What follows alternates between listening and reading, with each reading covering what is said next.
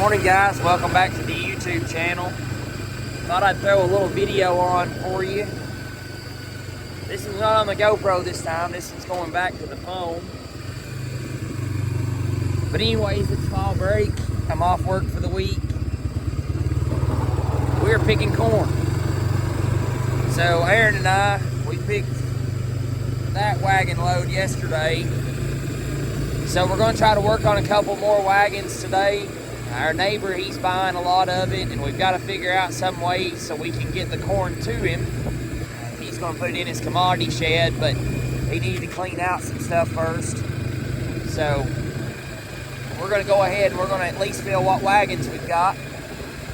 He's using his 60 John Deere to pick with. It's pretty cool. I picked a little with it yesterday, and he's got his grandpa's new idea picker. So follow along and we'll see what we can get into.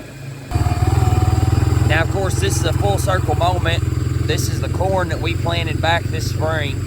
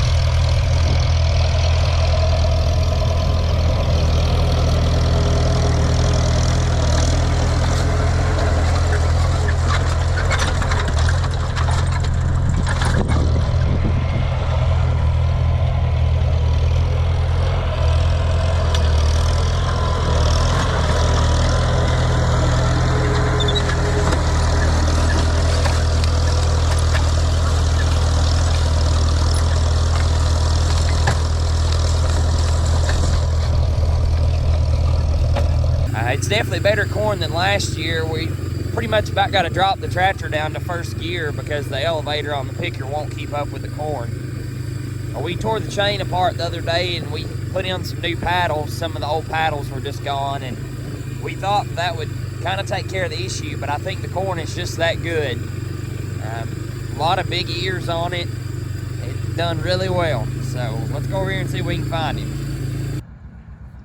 So I went ahead and shucked a couple forings just to show you. There's my hand right up against it. So it's pretty nice corn. If you go back down through here, you'll see some really good size ears. Not really much damage on any of it. Of course, it's got a little bird damage up top, but I'm pretty sure that's just part of it.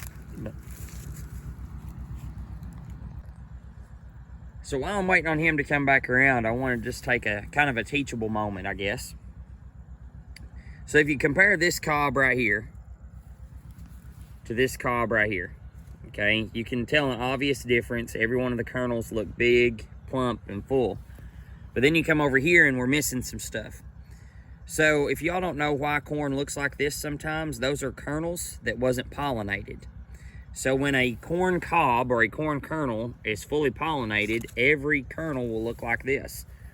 But when it's not fully pollinated, you'll have those dead kernels like that never reached maturity.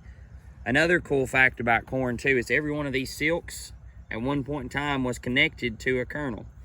So corn's a very interesting plant. Just thought I'd take y'all a little moment there to teach something maybe to my younger viewers. Can't forget his mom's little Rural King putting in work today either.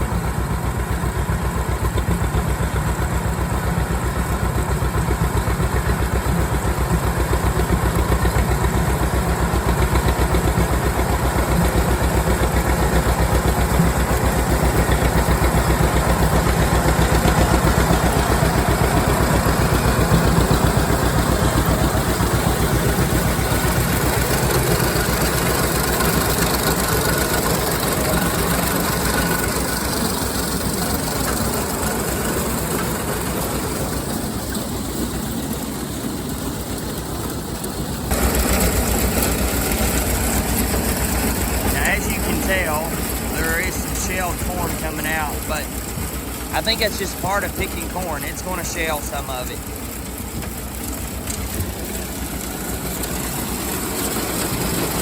Now, if y'all don't know how a corn picker works, basically all it's doing is it's sucking in that corn plant there, and everything that's not a cob is going out of it, but everything that is a cob is caught.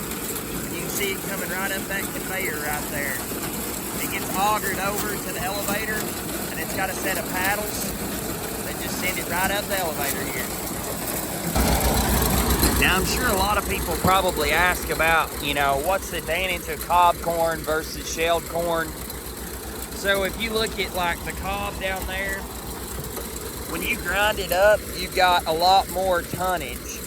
And what happens is that the cows, the pigs, whatever you want to feed it to, they get full, but they still get their nutrients too. And so that cob, we call it a filler. And what that is that it means that they can eat and their bellies feel full, but they won't overeat. And so like if you were just feeding straight up just cracked corn, they're liable to eat a lot more of it than what they really need because the actual volume is not there. So whenever you grind up cob and all, it kind of helps them get fuller quicker, if that makes sense.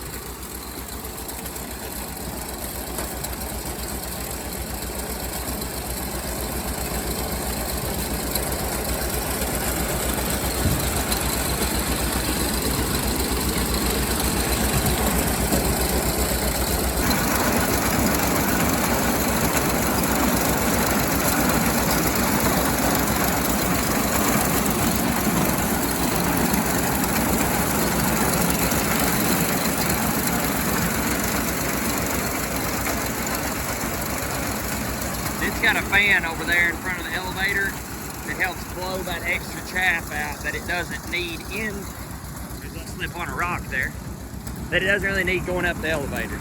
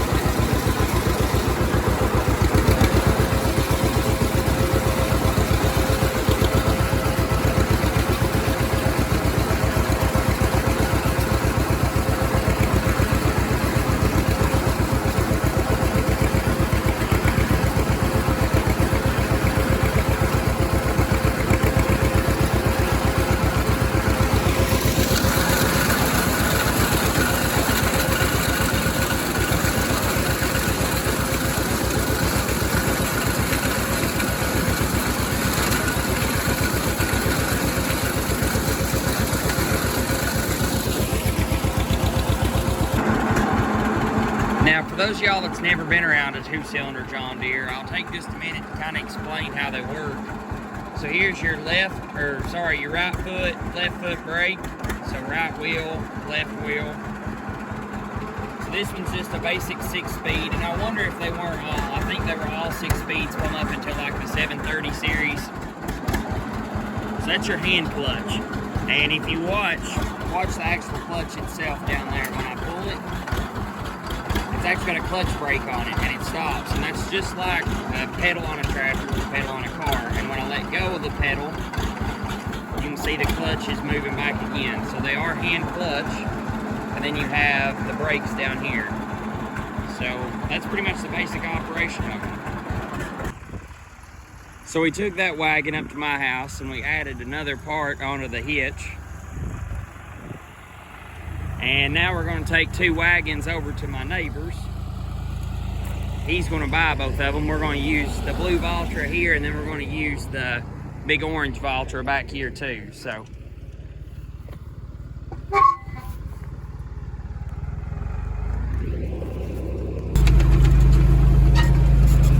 loaded up, heading out with the wagon train.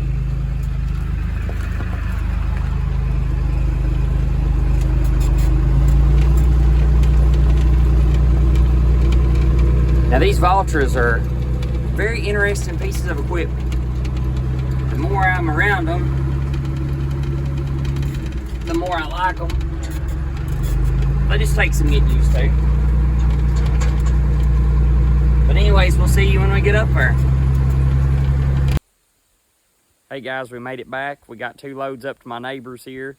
Sorry I didn't get any footage when we got up there. We were trying to push it and scoop it out with our feet inside that commodity shed. So there wasn't really much time to video.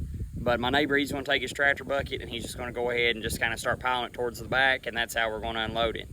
So anyways, I hope you guys enjoyed the video. I thought it'd be kind of cool to show a corn planting video and then show a corn picking video. So if y'all enjoyed, I'd really appreciate it if y'all hit the like and hit the subscribe button. And as always, hope y'all have a blessed day. Thanks for watching.